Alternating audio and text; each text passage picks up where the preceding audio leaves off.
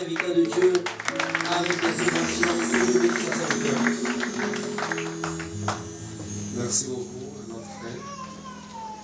Gloire à Dieu. Amen. Voilà, nous voulons ce matin saluer encore le peuple de Dieu. Au nom surtout de notre principal, notre papa, le pasteur André Fima. Nous remercions aussi le département, j'allais dire l'action sociale, le département social, qui vraiment a son jour spécial aujourd'hui et qui est en train donc de nous faire du bien. Alors nous voulons simplement aussi laisser le message que le Seigneur a bien voulu poser sur notre cœur. Alors c'est le même département qui nous a donné ce thème, l'action sociale, baromètre de notre communion fraternelle. L'action sociale, baromètre de notre communion fraternelle. Et les deux textes qui nous ont été imposés, c'est Matthieu chapitre 25, du verset 37 au verset 40, et Romains 12, le verset 15. Le premier texte, Matthieu 25, de verset 37 à 40. Et le deuxième texte, Romains 12, le verset 15. Alors si vous y êtes, on va faire rapidement la lecture.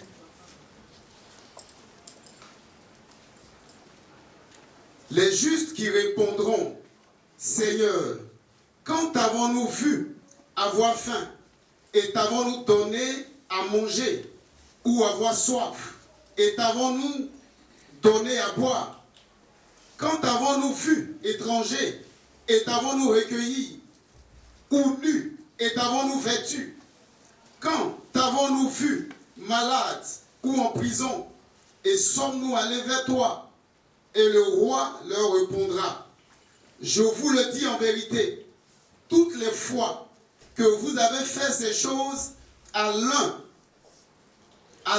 de ces plus petits de mes frères, c'est à moi que vous les avez faites. Amen. Nous allons lire rapidement le deuxième texte, Romains, chapitre 12, le verset 15. Réjouissez-vous avec ceux qui se réjouissent. Pleurez avec ceux qui pleurent. Amen. Voilà, je voudrais bien demander à notre pasteur, le pasteur Clément, qui va donc prier pour nous pour la prédication de la parole de Dieu. Nous voulons, notre Père, te dire merci. Merci pour le canal que tu as choisi ce matin pour nous parler. Certainement, Seigneur, des limites comme Moïse. Seigneur, mais nous croyons que toi, quand tu tues quelqu'un, tu qualifies la personne afin de disposer toutes choses pour qu'il puisse véhiculer de manière distinctive, Seigneur, ce que tu veux. Et que donne-nous ta main de capter ce qui convient pour notre édification et pour notre marche avec toi et pour notre vie communautaire au nom de Jésus. Amen. Amen. Voilà l'action sociale, baromètre de notre communion fraternelle. Bien-aimés, comme nous avons vu à l'entendre tout à l'heure, l'action sociale, du moins le social, est le propre de tout enfant de Dieu. Tout réel enfant de Dieu est foncièrement social. Il faut dire qu'il y a certains domaines qui touchent le cœur de Dieu. Il y a certains domaines, certaines attitudes que le Seigneur voudrait bien voir. C'est donc l'unité, l'action sociale, la communion fraternelle, qui sont ces domaines-là qui touchent au cœur de Dieu et que Dieu veut voir vraiment réel et appliqué dans notre vie. Alors le sujet est tellement important, le sujet du social est tellement important que même le Nouveau Testament a plus parlé du social que du ciel ou de l'enfer. Et donc ici le thème qui nous a été imposé, en réalité met l'accent sur la communion fraternelle. Lorsque nous regardons de près ce thème, le point d'honneur est donc mis sur la communion fraternelle. Alors donc, elle nous pousse à nous poser la question de savoir, Est-ce que la communion fraternelle est-elle réelle parmi nous? Si oui, est-ce que cette communion fraternelle-là, elle est visible? Est-ce qu'on la sent réellement? Et si on la sent réellement, est-ce qu'on peut la toucher? Est-ce qu'on peut la mesurer, cette communion fraternelle-là? Est-ce qu'on peut la mesurer entre nous? Et même si on mesurait cette communion fraternelle, quel chiffre on allait avoir? Ou du moins, quel qualificatif on allait donner après avoir mesuré notre communion fraternelle? Voici donc autant de questions qu'on peut se poser lorsqu'on lit ce thème.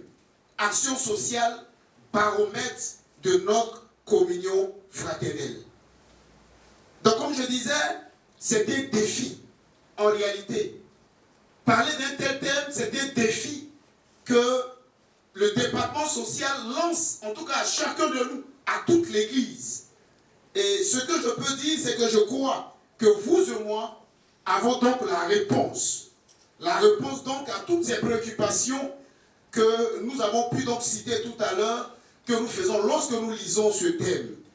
Alors, vu que chacun de nous a la réponse à toutes ces préoccupations, moi je voudrais simplement ici me forcer à rappeler quelques vérités qui sont liées à notre thème. L'action sociale, baromètre de notre communion fraternelle. Mais nous avons tiré donc cette pensée de deux passages. Et je voudrais rapidement donner le contexte de ces passages-là. Lorsque nous analysons Matthieu 25, du verset 37 au verset 44, c'est un passage qui nous parle d'un tri. Un tri que le Seigneur lui-même est en train de faire. On voit là le Seigneur Jésus en train d'effectuer un tri. Et dans ce tri, le Seigneur va mettre à sa droite des brebis. Il met les brebis à sa droite et il y a une autre catégorie qu'il appelle des boucs. Il les met à sa gauche. Et pendant qu'il est en train de faire ce tri, alors on voit que ce tri que le Seigneur lui-même est en train de faire n'est pas un tri arbitraire. Il n'a pas choisi lui-même des brebis et décidé que les autres soient des boucs, non. Mais c'est un tri qui a été fait qui n'est pas arbitraire. Parce que Jésus-Christ lui-même s'est présenté déjà à toute l'humanité comme étant le juste juge. Amen. Il s'est déjà présenté comme étant le juste juge en 2 Timothée 4:8. Pour dire que le Seigneur ne fait pas de complaisance. Il n'y a pas d'arbitraire avec le Seigneur. Mais il y a des critères. Et c'est sur la base de ces critères que ce tri a été fait en Matthieu 25, du verset 37 à verset 40 que nous venons de lire. Et donc, ce tri-là, comme je l'ai dit, a été fait sur la base des critères qui sont très importants. Et le Seigneur donc va révéler les critères qui l'ont poussé à mettre de côté des brebis à sa droite et à mettre donc les boucs à sa gauche. Et lorsque le Seigneur finit de révéler ces critères, il va se trouver que ceux-là qu'il a appelés ces brebis, qui sont en réalité le peuple de Dieu, les enfants de Dieu, vont maintenant s'étonner. S'étonner. Parce que le Seigneur va révéler qu'en réalité, ce qui a fait qu'ils sont brebis, ce qui a fait qu'ils sont enfants de Dieu, n'a rien d'autre, du moins n'est rien d'autre que des actions sociales. Des actions qu'ils ont posées. Ces actions qu'ils ont posées ont fait qu'aujourd'hui, ils ont été donc brebis et donc ils se sont retrouvés dans la position de droite. Amen. Et donc, cet étonnement-là va pousser le peuple de Dieu, ou du moins ces brebis-là, à se poser des questions. Et c'est ce que vous avez donc vu lorsqu'on lisait le verset, du moins le chapitre 25 à partir du verset 37. Ils vont donc se dire, mais quand avons-nous? Quand avons-nous? Vous voyez que c'est une expression qui se répète plusieurs fois. Mais quand avons-nous vu nus et avons-nous vêtus? Mais quand avons-nous vu malades et avons visité? Le Seigneur donc va révéler les critères, la condition qui a été l'élément qui a départagé ces deux groupes de personnes. Amen. C'est donc des critères sur la base de l'action sociale. Amen. sur la base de l'action sociale. Alors le Seigneur va donc encourager le peuple de Dieu, ceux-là qui étaient des brebis, à persévérer dans une telle attitude. Et c'est ce qu'il va venir donc encore. J'allais dire le verset, ou du moins le deuxième texte de base de Romains 12, le verset 15, va venir donc appuyer encore cette même attitude, cette bonne attitude. Et donc le Seigneur va venir nous encourager à persévérer dans de telles attitudes. Pourquoi? Parce qu'en réalité, c'est envers le Seigneur que tous les actes que nous posons sont orientés. Ces actes-là sont orientés non pas vers un homme en réalité, mais c'est envers Dieu lui-même. Amen. Lorsqu'on soutient un frère, lorsqu'on aide une sœur, lorsqu'on pose une action en réalité, ce n'est pas envers un homme, mais le Seigneur nous révèle ici, c'est en sa direction que nous le faisons. Amen. C'est pourquoi il nous dit dans le deuxième texte de base que lorsqu'une personne pleure, il faut donc aller pleurer avec cette personne. Lorsqu'elle se réjouit, il faut donc nous réjouir avec cette personne. Et c'est donc ce point d'honneur également que Romains 12, verset 15 accentue. Alors commençons donc rapidement par définir ce que c'est que l'action sociale. Nous avons défini donc l'action sociale comme tout mouvement vers l'autre, dans le but de le relever, dans le but de le soutenir, dans le but de le fortifier, dans le but donc de l'aider à combler un grand besoin. Amen. C'est un mouvement qu'on fait vers l'autre, dans le but de le relever, dans le but de l'aider à subvenir donc à un grand besoin. Autre thème de notre grande pensée que nous pouvons aussi définir, le baromètre. C'est quoi le baromètre? Nous avons dit que le baromètre est un instrument qui sert à mesurer la pression atmosphérique du temps en termes de degrés. Lorsqu'il fait chaud, c'est le baromètre qui nous dit avec exactitude à quel degré il fait chaud. Lorsqu'il fait froid, c'est également ce même instrument-là qui vient donc apporter une précision. Amen. On peut dire qu'il fait chaud, mais il fait chaud à quel degré?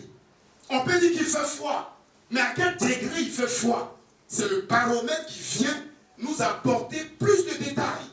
Avec le baromètre, il n'y a pas de doute.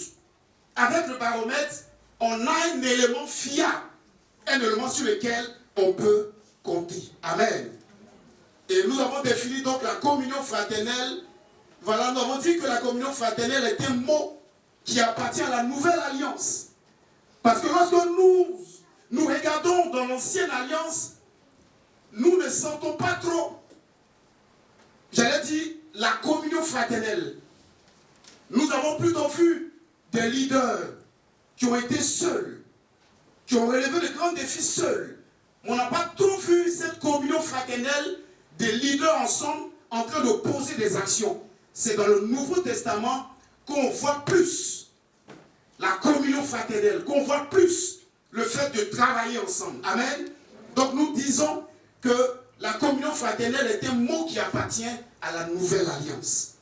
Nous disons que la communion fraternelle, c'est un exemple de communion qui a existé entre Jésus et son Père.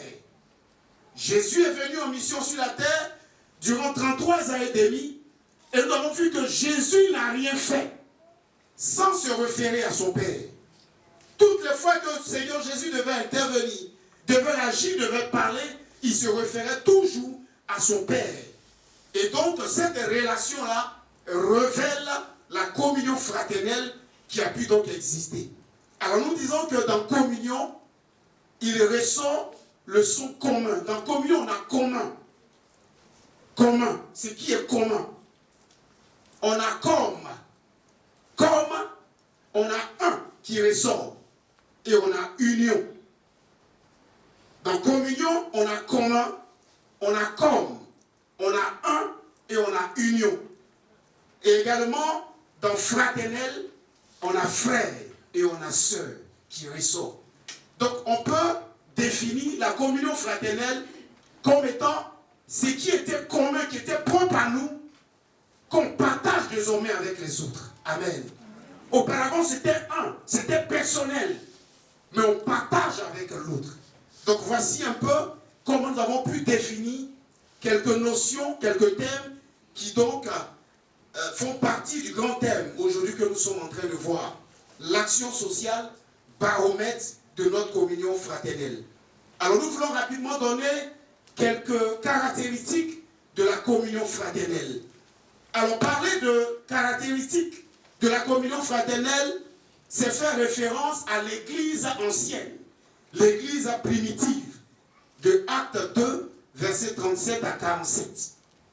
Lorsque nous lisons ce passage, nous voyons comment l'église de départ a manifesté la communion fraternelle. Et c'est ce que Maman Banti a parlé tout à l'heure. Cette église avait un style de vie. Un style de vie qui était caractérisé par 4 piliers. 4 piliers qui sont ces caractères que nous allons voir. Donc, dit qu'une église vit la communion fraternelle, il fallait que ces 4 piliers-là paraissent et soient visibles au sein de la communauté. Amen. Alors, c'est une nouvelle église. Voilà, après la Pentecôte, qui va s'arranger pour demeurer donc dans l'unité en ayant 4 activités, 4 attitudes ou 4 comportements qui sont pour nous très importants. Cette église était caractérisée par le fait d'écouter l'enseignement des apôtres. C'était ça le premier pilier. C'était ça la première caractéristique de cette église-là. Quand on dit qu'elle était une église qui vivait dans la communion fraternelle, c'est qu'elle savait écouter l'enseignement des apôtres. Deuxième pilier, cette église-là savait accomplir des exploits pour Jésus. Elle savait relever des défis pour la cause de Jésus. Cette église également savait se mettre au service les uns pour les autres. C'était là donc le troisième pilier.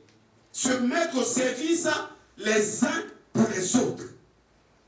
Et le dernier pilier, c'est que cette église-là savait mettre tous ses biens ensemble. Elle savait mettre tous ses biens ensemble. Donc voici un peu le style de vie qui caractérisait cette église primitive, que nous voulons donc copier, et c'est à ce style-là, cette église-là, que nous voulons revenir. Et donc, comme je disais, la première caractéristique, cette église-là aimait venir écouter l'enseignement des apôtres. Bien-aimé, c'est toute la plénitude, c'est la totalité de la parole de Dieu. L'enseignement, c'était donc cette vérité-là qui était prêchée au peuple de Dieu. Dit que nous vivons la communion fraternelle, il faut que nous puissions venir à l'écoute de la parole de Dieu. Je ne peux pas dire que je vis la communion fraternelle et je ne m'associe pas à mes frères, je ne m'associe pas à mes soeurs lorsqu'il s'agit de venir écouter la parole de Dieu, la vérité qui est la parole de Dieu. Elle est très importante. Je ne peux pas dire que j'appartiens à une assemblée où lorsqu'elle est là, lorsqu'elle est assemblée autour du pied du Seigneur, je n'y suis pas. Je ne suis pas présent. Mais comment je vis ma communion fraternelle? Est-ce que je vis réellement cette communion fraternelle? Ce peuple-là venait donc écouter la parole de Dieu, venait donc écouter l'enseignement de Dieu. Et c'est très important.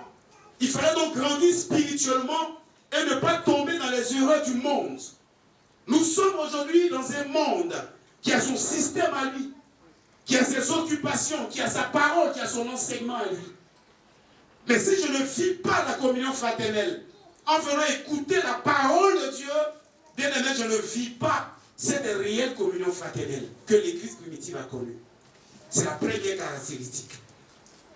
Alors donc la communion fraternelle nous permet de bien connaître notre famille spirituelle. À quelle famille spirituelle j'appartiens? Est-ce que je suis connu réellement dans cette famille spirituelle? Est-ce que j'ai ma place dans cette famille spirituelle? Est-ce que je viens combler le vide qui est dans cette famille spirituelle? Le désir d'appartenance. Bien aimé, c'est un élément très important si nous voulons vivre cette communion fraternelle. Deuxième caractéristique, c'est que la communion fraternelle, elle est caractérisée donc par de bonnes relations mutuelles. De bonnes relations mutuelles. Alors ces très bonnes relations les uns avec les autres, on les considère comme étant, on considère l'autre comme étant son frère. On l'a vu tout à l'heure au travers le sketch, les images qui sont passées. Je vois en l'autre mon frère. Je m'identifie en lui. Je m'identifie à elle. Je ne la plaise pas, je ne le plaise pas. Mais j'engage toute ma volonté pour le considérer comme étant mon frère, pour la considérer comme étant ma soeur. Avoir de bonnes relations, c'est très important. Si je dis que je vis la communion fraternelle, il faut que la nature de mes relations que j'entretiens avec les autres soient vraiment des relations qui honorent Dieu. Amen. Des relations qui plaisent à Dieu et qui font la volonté de Dieu. Et à ce niveau-là, on peut citer également les visites. Les visites les uns chez les autres. Comme on l'a vu tout à l'heure. C'est les visites qui ont fait qu'aujourd'hui, l'âme a été gagnée au Seigneur. Cette dame-là s'est réconciliée, a réconcilié son époux, toute sa famille au Seigneur. Mais c'est le fruit des visites. Lorsque je visite mon frère, je peux partager avec lui mes besoins. Et je peux aussi recevoir de ce frère des sujets de prière et qu'on peut à l'instant apporter au Seigneur. Amen. C'est là le plus important. C'est aussi l'occasion de servir l'autre. Quand j'entretiens de bonnes relations avec l'autre, j'ai toute l'occasion de pouvoir le servir. Je suis heureux de servir mon frère, de servir ma soeur. Et comme on l'a vu, ce n'est pas à lui en réalité, mais Dieu dit que c'est à lui que nous faisons cela. Amen. Et c'est une grande révélation. Souvent on pense que c'est un homme que nous sommes en train d'aider. Mais Dieu dit que c'est lui que nous sommes en train d'aider. Alors si je sais, quand poser un acte vis-à-vis de mon frère, c'est Dieu lui-même qui est là que je suis en train d'aider, bien aimé, pourquoi ne pas engager toute ma force à le faire? Et c'est ce que donc ce peuple-là faisait, et c'était le deuxième élément qui caractérisait leur communion fraternelle. Que cela également soit ainsi pour nous. Bien aimé, en plus, en servant les autres, je reçois aussi et je m'enrichis. Lorsque nous considérons donc la parabole des talents, ceux qui ont multiplié les talents également sont ceux-là qui l'ont utilisé au profit des autres. Lorsque le corps est malade, lorsqu'un membre de la famille du corps est malade, c'est également nous aussi qui sommes malades. C'est tout le corps qui chauffe et qui est malade. Troisième caractéristique, cette église primitive avait l'habitude de rompre le pain. De rompre le pain. C'est ici l'idée de la Sainte Seine à laquelle nous avons participé ce matin tout à l'heure. C'est partager entre eux le pain de vie. Et nous avons tout à l'heure entendu le canal que Dieu a choisi lors de la Sainte Seine qui disait que Jésus était le pain de vie. Et c'est de ce pain-là dont nous avons besoin pour ne plus avoir faim. Amen. Et il a dit que ce peuple-là rompait le pain. Alors rompre le pain ensemble, c'est quoi? Lorsque nous lisons Actes 2, 45 à 47, c'est une action qui doit être interpellée tous les jours. Du moins, qui doit nous interpeller tous les jours. Nous voyons donc la situation de beaucoup de nos frères, de nos sœurs qui n'ont pas de pain. C'est-à-dire qui ont un besoin, qui ont un manque quelque part. Et Dieu nous met en face de ces réalités-là. Qu'est-ce que nous faisons? Est-ce que nos cœurs sont touchés? Est-ce que nous sommes sensibles? Le Seigneur nous interpelle ce matin. Bien aimé, qu'est-ce que nous faisons pour les aider? L'amour de Dieu doit se manifester par des actions de grâce qui sont visibles au milieu de nous. C'est ça, rompre le pain. Ce peuple avait l'habitude de rompre le pain. Partager ce que j'ai pour que l'autre ait la vie. Amen. Permettre au travers des actions, l'autre puisse se relever et se sentir bien. C'était donc la troisième caractéristique donc, de ce peuple-là. On la sentait donc dans leur communion fraternelle. Bien aimé, il s'agit ici d'un ordre que Dieu a donné. Et cet ordre-là doit être perpétueux jusqu'à ce que Jésus revienne. Et c'est pourquoi dans nos cultes, dans nos rassemblements, toutes les fois que nous nous assemblons, nous partageons ensemble le pain et le vin. Parce que le Seigneur nous appelle à cette attitude-là jusqu'à ce qu'il vienne nous chercher. Et nous avons vu dans le texte que c'est un élément, c'est un critère de choix. Si le Seigneur doit me sauver, c'est parce que j'ai associé à ma communion fraternelle l'action sociale. C'est parce que je tombe que le Seigneur me choisit. Et c'était donc la révélation dans Matthieu 25. Et le peuple était surpris de savoir qu'au travers en réalité, s'ils ont été choisis, ils ont été sauvés, c'est parce qu'ils ont visité des prisonniers. Ils ont reçu des étrangers. Ils ont soutenu les personnes qui étaient dans le besoin. Et c'est ce qui les a sauvés. Et quand le Seigneur a révélé cela, ils vont lui dire, mais quand avons-nous fait? Du moins, quand avons-nous vu et avons-nous agi? Amen. C'était donc un critère de choix. C'était donc des conditions qui ont milité en leur faveur. Quatrième donc caractéristique de la communion fraternelle, il est dit que ce peuple a prié ensemble. Si je dis que je fais une communion fraternelle, alors il faut que je vienne prier ensemble avec mes frères, avec mes sœurs. Voici donc un autre élément qui caractérise ma communion fraternelle. Alors j'ai dit que je ne peux pas de communion fraternelle avec mon frère, mais je n'ai jamais prié avec lui.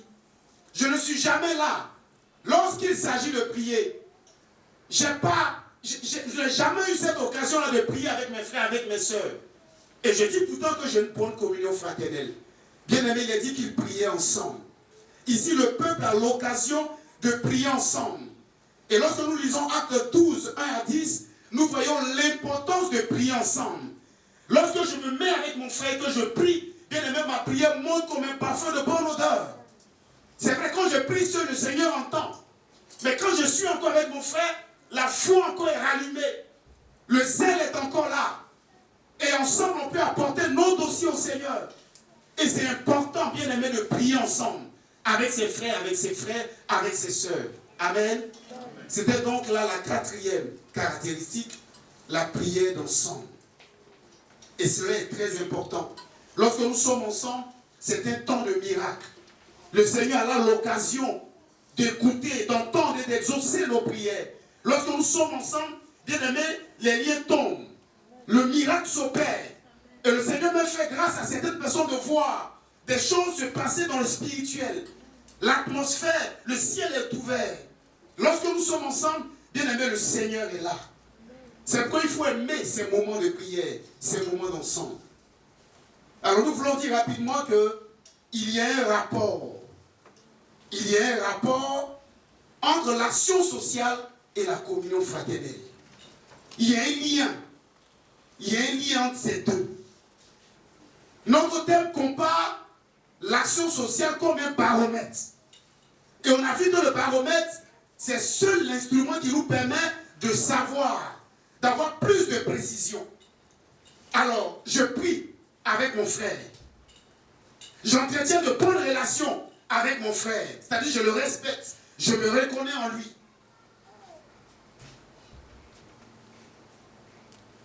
Mais il manque quelque chose. Parce que cette communion fraternelle-là est limitée. Il y a un élément qui manque. Et cet élément qui manque en réalité, c'est l'action sociale. L'action sociale est le juge de ma communion fraternelle. L'action sociale est l'élément qui révèle la nature de ma communion fraternelle. Amen. Parce que je peux me cacher derrière le fait que je respecte mon frère, je considère mon frère. Mais alors qu'il n'y a pas d'action sociale envers lui. Ou du moins, toutes les fois qu'il est dans un besoin, je suis indifférent. Toutes les fois que je suis interpellé quelque part, je suis indifférent. Mais je peux me vanter d'avoir une bonne communion fraternelle avec l'Église. Alors qu'on ne me voit pas dans les actions sociales.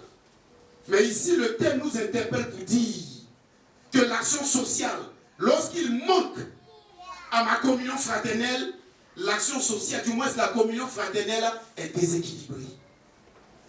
La communion fraternelle manque quelque chose. C'est pourquoi mon banquier a parlé de 3 piliers demi.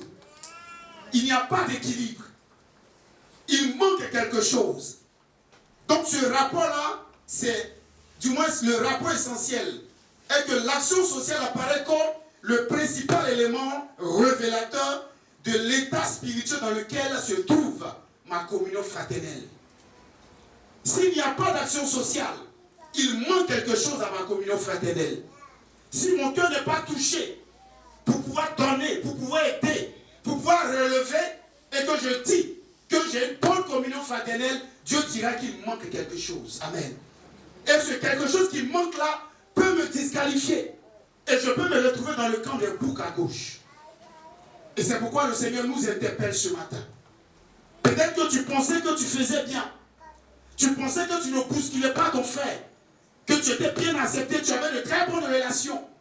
Mais du côté social, on ne te trouvait pas là-bas. On ne trouvait pas ton nom sur la liste des personnes fidèles à ce niveau. Et tu pensais que ta communion fraternelle n'avait pas de problème. Mais le Seigneur nous dit ici que la communion, du moins l'action sociale, est le baromètre. C'est l'élément là qui révèle la qualité de notre communion fraternelle. Alors ce matin, bien aimé, nous sommes interpellés. Nous sommes interpellés. Et l'action sociale, c'est elle qui donne de la valeur à notre témoignage. Je dis que je suis converti, que ma conversion est authentique. Mais s'il n'y a pas d'action sociale qui accompagne, mon témoignage sera faux. Mon témoignage sera déséquilibré. Et bien aimé, c'est très important. Matthieu 5,16 nous dit que ta lumière luise ainsi devant les hommes, afin qu'ils voient vos bonnes œuvres et qu'ils glorifient votre Père qui est dans les cieux. Amen. Il faut que les bonnes œuvres accompagnent ma conversion. C'est vrai, je suis converti, je viens à l'église. Mais au niveau du donner, je ne suis pas. Je ne donne pas. Je n'ai pas encore compris cela. Ça manque, c'est un élément qui manque, bien aimé. Il faut que le Seigneur voie donc ces bonnes œuvres accompagner ma conversion.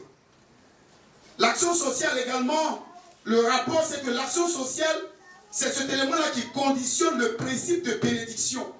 Si Dieu doit nous bénir, il y a un élément qu'il va rechercher d'abord avant de nous bénir.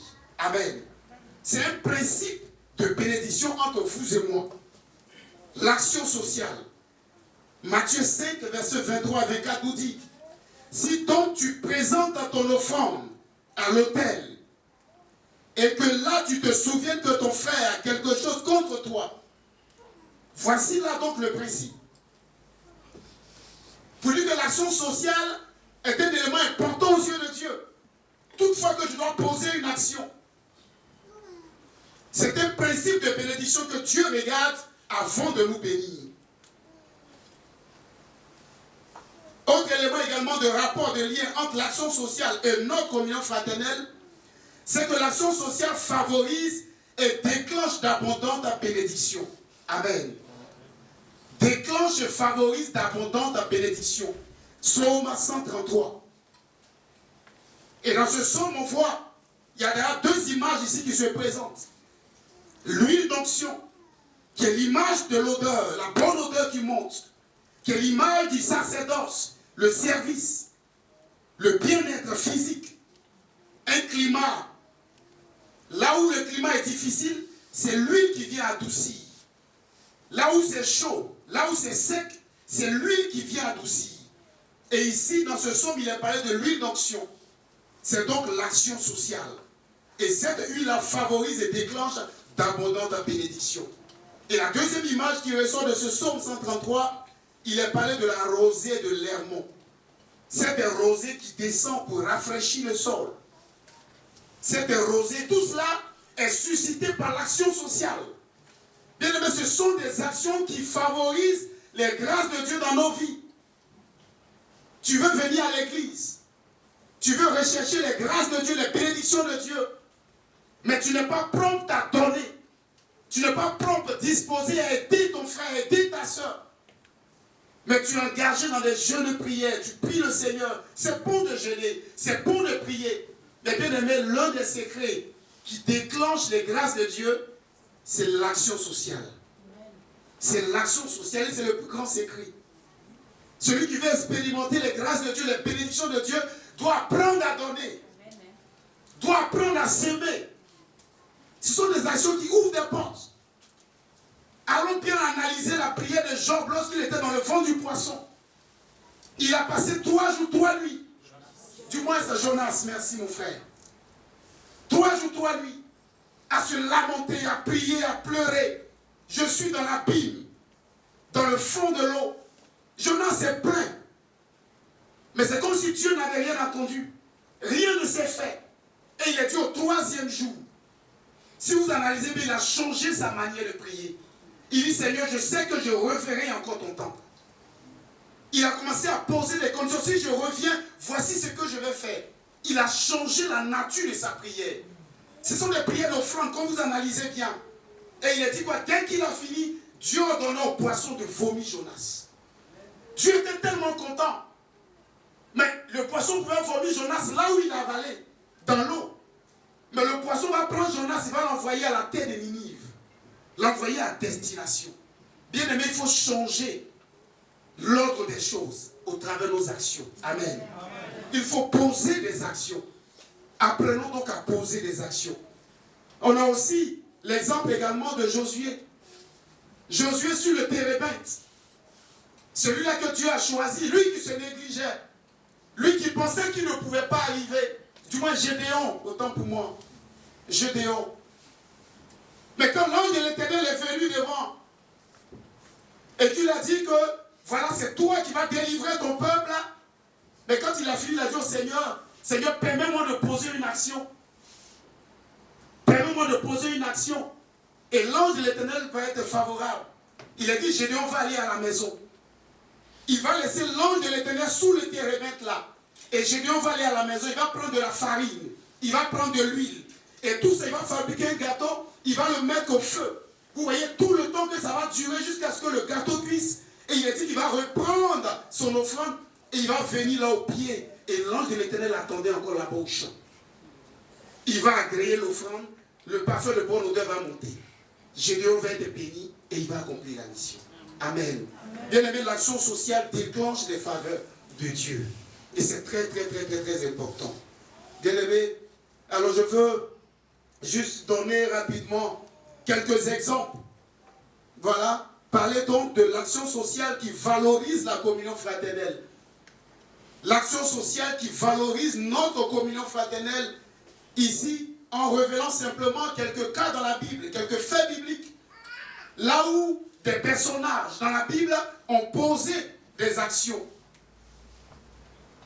En Genèse 2, Dieu lui-même va poser une action sociale. Après avoir créé l'homme, Dieu n'a pas laissé l'homme. Mais qu'est-ce que Dieu va faire? Lorsque vous parcourez tout le chapitre 2 de Genèse, il va lui donner une parole de bénédiction, une parole de direction. Il va conclure avec lui une alliance.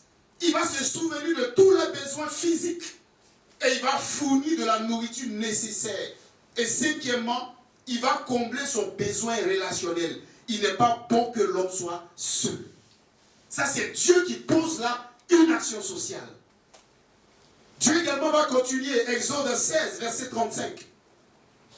Il est dit que les enfants d'Israël mangeaient la manne pendant 40 ans. Jusqu'à leur arrivée dans le pays habité, ils mangeaient la manne jusqu'à leur arrivée aux frontières du pays de Canaan. Exode 16, 35. Dieu encore va poser là une action sociale. Son peuple va être nourri pendant 40 ans dans le désert. Lieu de preuve, lieu de difficulté. Rien ne va manquer à ce peuple-là pendant 40 ans. Dieu pose là une action sociale. Jésus-Christ également va le faire. En Matthieu 14, 19. Il est dit, il fit asseoir la foule sur l'herbe, prit les 5 pains et les 2 poissons, et levant les yeux vers l'Éternel, il rendit grâce, puis il rompit les pains, et il les donna aux disciples, qui les distribuaient à la foule. Verset 21, ceux qui avaient mangé étaient environ 5000 hommes, sans les femmes et les enfants. Action sociale. Dieu pose là, Jésus-Christ pose là, une action sociale pour nourrir 5000 personnes, sans compter les femmes et les enfants. Autre personne, il y a également le cas de Marthe. Le cas de Marthe est un cas également très important. Matthieu 25, verset 7. Il a dit, la femme s'approcha de lui, tenant un vase d'albâtre qui renfermait un parfum de grand prix. Et pendant qu'il était à table, elle répandit le parfum sur sa tête.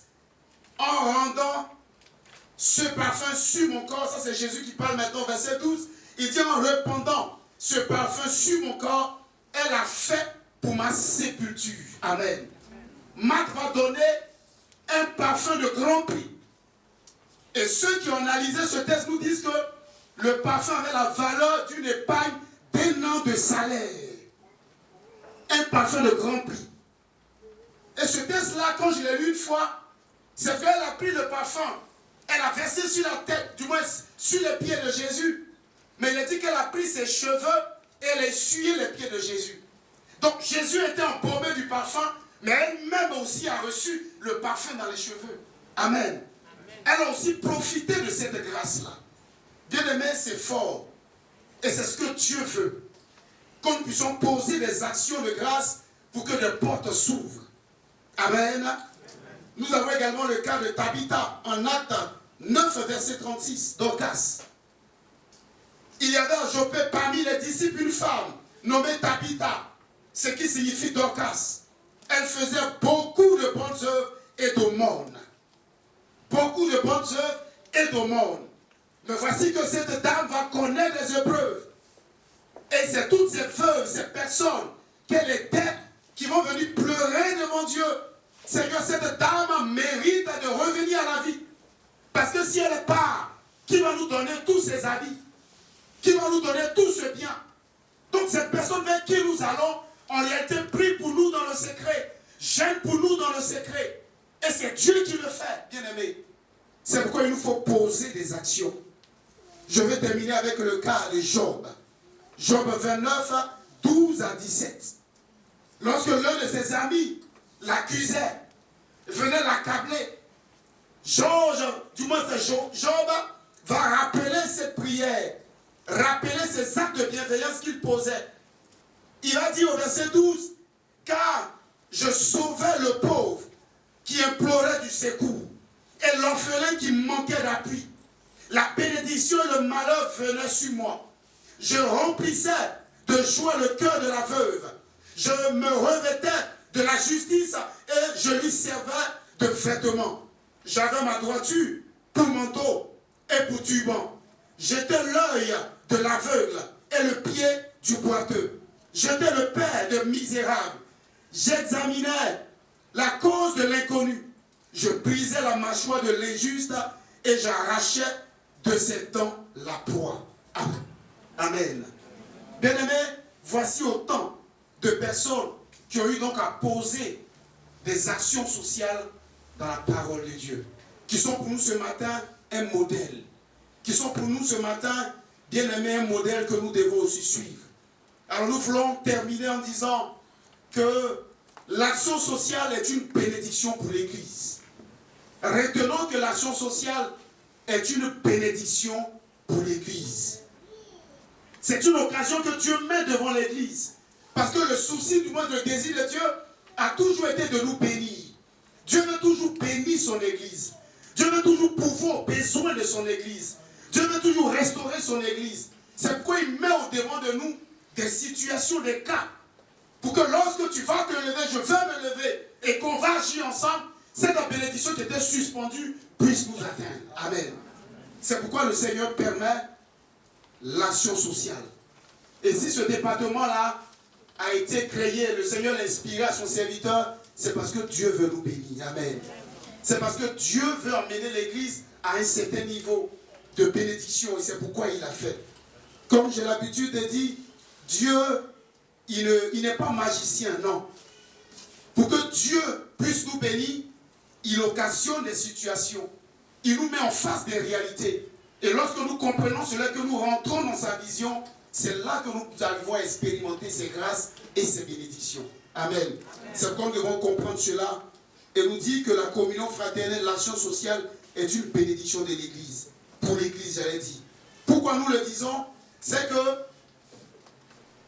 nous avons, la communion fraternelle nous permet de nous concentrer sur ce que nous avons en commun. Amen. La communion fraternelle nous éloigne de tout ce qui nous divise, mais nous concentre sur ce que nous avons en commun. Nous avons un seul Seigneur, Jésus-Christ, en commun. Il nous faut nous concentrer sur sa personne. Nous avons un seul corps, qui est le peuple de Dieu. Il nous faut engager toute notre force pour veiller sur le peuple de Dieu. Nous avons encore un seul objectif, celui de gagner le ciel et de gagner des âmes également pour le Seigneur. Voici cet élément également que nous avons aussi en commun, qui doit être l'objet vraiment de notre engagement. Nous avons un seul Père, Dieu créateur de toutes choses. Nous avons un seul Saint-Esprit qui est notre consolateur. Nous avons une seule espérance, le retour glorieux de Jésus. Nous avons une seule foi. Nous avons un seul baptême. Nous avons un seul amour. Bien, mais nous pouvons résumer tout cela à travers 2 ou 3 éléments simplement. C'est-à-dire nous avons un même salut. Je dois veiller sur mon salut. Le salut de mon frère et de ma soeur. C'est ce seul salut-là que nous avons en commun. L'autre élément que nous avons en commun, c'est que nous avons une même vie. Je suis enfant de Dieu. Il est enfant de Dieu. Elle est enfant de Dieu. C'est un élément sur lequel nous devons nous concentrer. Et c'est dans la communion fraternelle. C'est dans l'action sociale. Et le troisième élément, c'est que nous avons un même futur. Nous avons le royaume des cieux. Le ciel à gagner. C'est notre destinée. Et c'est cela que nous avons en commun. Bien-aimés, notre texte de base de Matthieu 25 nous a donné ces éléments qui sont des éléments de bénédiction pour nous, que nous devons garder. C'est un texte qui nous a donné également comme élément, le premier élément de bénédiction pour l'Église, c'est que nous avons désormais l'occasion de donner à manger à l'autre qui est dans le besoin. Si nous disons que l'action sociale est une bénédiction pour l'Église, c'est que j'ai l'occasion de donner à manger à celui qui est dans le besoin. Amen. Je sais que c'est à Dieu que je le fais. C'est un honneur pour moi que de donner à manger à Dieu. C'est vrai, Dieu n'a pas besoin de moi pour vivre, non. Mais Dieu me fait la grâce de poser un geste à son endroit. C'est la première bénédiction. Avoir l'occasion de donner à manger à l'autre qui est dans le besoin. Deuxième bénédiction, nous avons l'occasion de donner à boire à celui qui a soif. Le texte nous dit, j'avais soif et vous m'avez donné à boire. C'est une occasion que j'ai, c'est une bénédiction pour moi. De savoir que je peux donner à boire à Dieu. Ce Dieu qui est grand, ce Dieu qui est infini. En réalité, c'est de son nom dont j'ai besoin moi pour avoir la vie, pour ne plus avoir soif, comme nous avons entendu à la Sainte Seine. Mais Dieu me donne aussi l'occasion de lui donner à boire. C'est une bénédiction pour moi. Et je dois considérer cela. Troisième bénédiction, nous avons l'occasion d'accorder l'hospitalité à autrui, à celui qui est dans le besoin. Donner de l'hospitalité à Dieu, c'est une bénédiction pour l'Église. Quatrième bénédiction, nous avons l'occasion de revêtir le nécessiteux. En revêtant le nécessiteux, c'est Dieu que je revêts. Et c'est une bénédiction pour moi. Dieu me bénit en retour. C'est quand nous disons que l'action sociale est une bénédiction pour l'Église. La cinquième bénédiction, nous avons l'occasion de visiter, de soutenir l'autre qui est éprouvé, qui est malade. C'est le Seigneur que je visite, c'est Dieu que je visite en le faisant. Et c'est une bénédiction pour moi. C'est une bénédiction pour moi. Et enfin, la dernière bénédiction, c'est que nous avons l'occasion de témoigner et de sauver des âmes pour le Seigneur. Amen. En posant l'action sociale, j'ai l'occasion de ramener une âme au Seigneur, de permettre à une âme de se réconcilier avec Dieu. Et bien aimé, c'est une bénédiction pour l'Église. Je vais donc conclure mes mots ce matin à travers cette pensée d'un monsieur, des grands hommes, voilà, de l'histoire de l'Église qu'on appelait Saint-Augustin, qui pouvait dire que l'espérance a 2 filles. L'espérance a 2 filles. La première fille s'appelle colère. Et la deuxième fille s'appelle courage. Alors donc, la colère, pour que tout ce qui ne doit pas y être ne soit pas. Il faut que la colère se manifeste. Pour que dans notre action sociale, dans notre communion fraternelle, tout ce qui n'a pas besoin d'être cité ne soit pas cité. Amen. Que je puisse engager toutes mes forces, toute ma volonté, pour que tout ce qui peut nuire à ma communion fraternelle avec Dieu, avec mon frère, soit dégagé. Et la deuxième fille qui est courage, courage pour que tout ce qui doit puisse être. Que je puisse avoir le courage, afin de poser l'action sociale, le courage afin de veiller à ce que ma communion fraternelle au sein de l'Église puisse honorer et glorifier Dieu. Amen. Bien-aimés, nous allons prier le Seigneur. Nous allons prier le Seigneur et que l'action sociale, nous puissions donc voir l'action sociale comme une bénédiction, une main que Jésus nous tend, que Dieu même nous tend, pour que nous puissions vraiment ancrer l'action sociale dans notre vie de tous les jours, en fait que de grandes portes s'ouvrent devant de nous et que la bénédiction de Dieu continue d'être donc notre partage ici dans cette assemblée. Ensemble, élevons la voix et prions le Seigneur, s'il vous plaît. Prie le Seigneur de tout ton cœur.